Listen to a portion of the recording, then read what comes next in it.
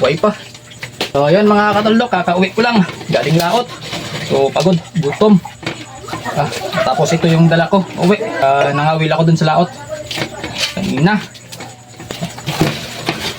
So ito yung huli ko ngayon. Yan, pangulam lang talaga. Ano, buhay pa. Ano, mga buhay pa yan. Ano, pugaro. 3 pirasong pugaro. Ano, 2, 3. Mga buhay pa yan. Tapos sikit pa. Tapos ano, 2 mangok. Tapos 4 na kiagat. Ano, tapos ito bisugo. Tapos ito ang badas, tawag sa amin ito, badas. Yan, yung huli ko ngayon. Ito, yan, napakasarap na ito. 3 piraso. Ito talaga ayos na ayos. Yan, ito isa. So libre lang ang pangulam. Bukas kapag maganda-ganda ang panahon, balik ulit ako doon sa laot at mga will ulit.